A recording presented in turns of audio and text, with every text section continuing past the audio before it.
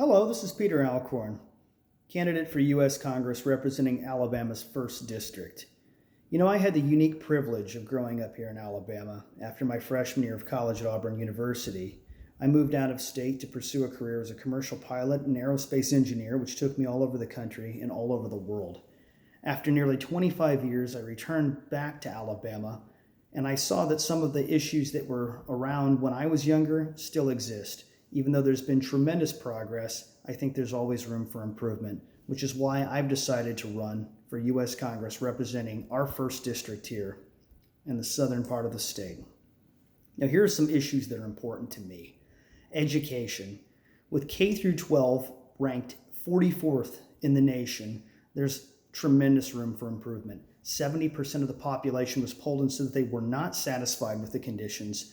And I think that we're making a start by banning critical race theory in schools, but we also need to improve in enhancing the robust education that we can deliver to our students. And that continues on through high school and after. With the addition of trade schools, allowing for individuals to be trained in a specific hands-on technical field, we can put people to work doing exactly what they need to be doing and what they would enjoy doing, making a good career without being ladled with tons of student debt or some of the less favorable side effects such as victimization or indoctrination that a lot of large universities do tend to bring. Now, let's be clear, I'm not against universities at all. I'm all in favor of enhancing universities, adding additional funding to universities, and enhancing athletic and academic scholarships and making them more readily available to students statewide. I just want to improve education from the bottom up. I also want to take a look into healthcare. With mental health and substance abuse and limited resources, we can fix that. There are a multitude of healthcare companies here in this area that can be resources for people. We have to connect people. We have to make sure that those resources are available. And because of the fact that mental health issues, substance abuse, and homelessness often go hand in hand, we can do something about those, but we have to address them and stop sweeping them under the rug. We need to hold big pharmaceutical companies accountable, and we need to be sure that we are not mandating people to get a vaccine they're not comfortable with. And if they want to get the vaccine, that's perfectly fine, but people need to have a choice. And if they want that choice, we need to make sure that we're getting the vaccines where they need to be, as opposed to where they may be most readily available. I also think that if people are in the situation where they have to choose, that they should have the right to choose what they want. And on the same topic, if you look at abortion, it is something that I am a pro-life supporter, and I will advocate for the illegality of abortion in Alabama. It's not something that we should even be considering. My body, my choice. You can't have it both ways. If we look at government corruption and we look at ethics, it must be said that I am an advocate of the Bill of Rights, the first 10 amendments to our Constitution, especially the right to free speech and the right to bear arms. As a responsible gun owner myself, I want everyone who's in my position to have the freedom to do as they choose, whether it's for recreation or whether it's for self-protection. No one has the right to come and take our arms, and we're not going to allow that to happen, especially in this state. I want to curb big government spending, especially in Washington, D.C. Draining the swamp is something that we started to do, and now we're slipping back. We're going to get it back, and we're going to get this nonsense out of Washington, D.C. These multiple trillion-dollar bills filled with pork barrel spending and special interests have to be stopped. They're not helping us. And to hear this nonsense from the Biden administration that it's adding $0 to our debt is a flat-out lie. Let's be honest about it. Let's also keep big tech out of our business. Their personal data phishing and hunting for our information, using it to divide us one against the other, and then censoring what we say on Twitter and Facebook and other platforms is absolute violation of our own personal rights, and it's a violation of the First Amendment. They need to be brought in, reined in, and regulated. Government regulation sometimes has its place. Voting and election integrity laws are also paramount. Supreme Court Justice Clarence Thomas said in this past election that we must address voter integrity before going forward. If you look at what happened in Georgia, in Arizona, in Michigan, in Wisconsin, in Pennsylvania, and so many other states, there was obvious discrepancies. There was obvious voter fraud. If you look at what happened in California in the recall elections this year, there was voter fraud. To pretend that that doesn't exist is dangerous. It's reckless, and it needs to be addressed. Here in Alabama, we have an election coming up in 2022 with Senator Richard Shelby resigning. We're going to have a different change, a change in guard, so to speak. We're redistricting here in the state, and we're going to have new leadership here in Washington, D.C., and it's going to impact the way laws are made. It's going to impact the way cities and towns are voting and thinking collectively, and we need to take into consideration how that's going to play out here in Alabama, especially under the Biden administration with all these mandatory vaccine mandates, changes to government programs, and all other sorts of nonsense that is really changing the makeup of what we do and how we function as a society here in this state. We take a look at jobs and the economy, and we look at trade and commerce, especially here in Mobile with the port.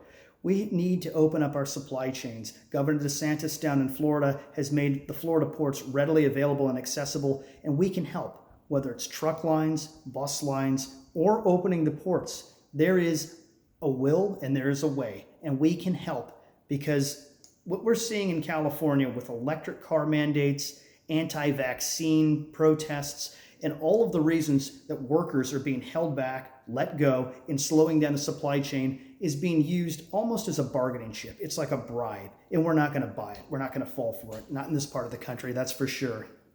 If you take a look at the medical marijuana industry and the legalization that was just passed here in Alabama this year, there's potential. It might not be everyone's favorite topic, but the reality of the situation is it's a stepping stone to legalizing it, decriminalizing it, adding tax revenue, and preventing a potential black market, because as long as it stays medical, I've seen this in other states, a small black market will occur, people will be selling it, and it gets into the wrong hands. If it's going to be legal, it has to be legal across the board. If it's going to generate revenue, then it has to be generating revenue that's going to benefit the state and its people, and not put money into the pockets of small-time dealers.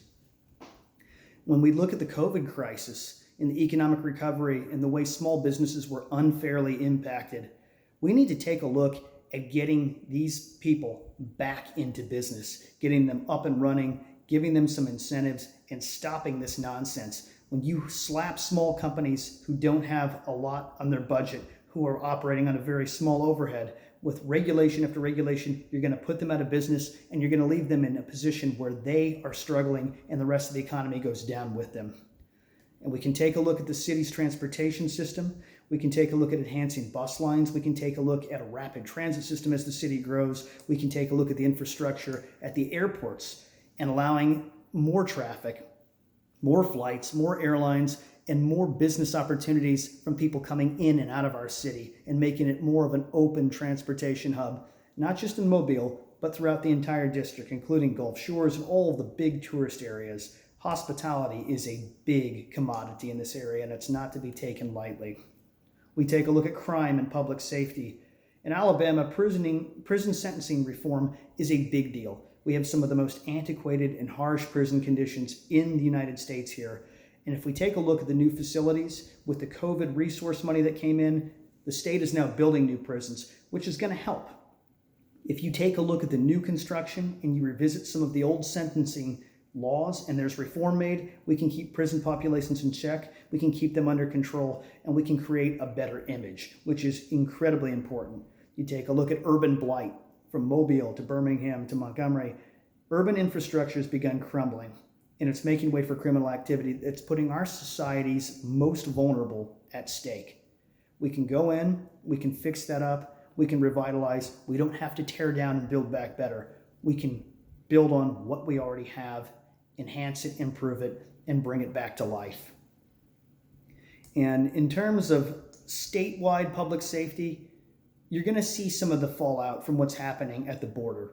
Now, if we can eliminate the human trafficking issue that's coming and enhance border security and help our friends to the west in Texas, in Arizona, in New Mexico, in California, we're going to be able to help keep those migrants out of our state.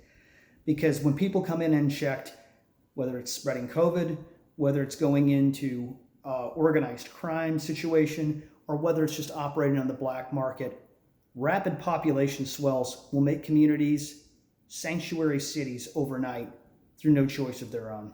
We don't want this happening in our community, and this is something that I'm going to be very keen on.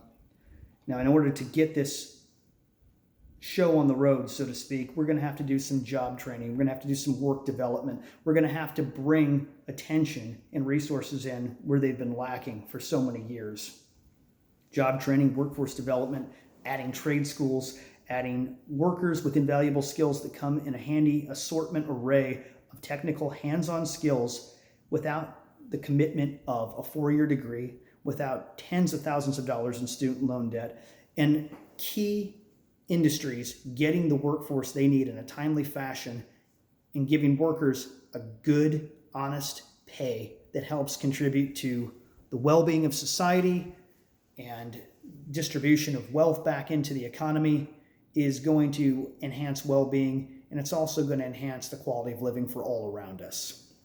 We can improve the state's image and create this business-friendly, natural resource-laden, incredible weather, incredible people, incredible environment that Alabama has to offer, and let the rest of the country see just how good it is. You look at companies like Austal, you look at companies like Airbus, and you see businesses coming in from all around the world because they realize, even Hyundai realizes, this is a key place for business and commerce.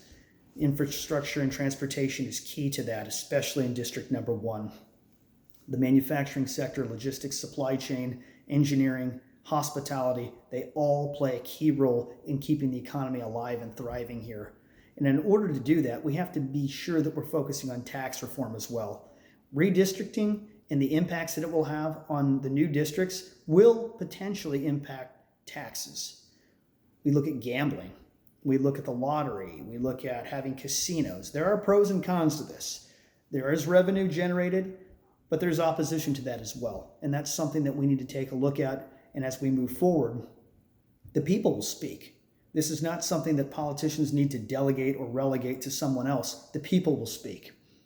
Now, if you take a look at the tax structure in Alabama, we also have to be realistic that it is largely regressive.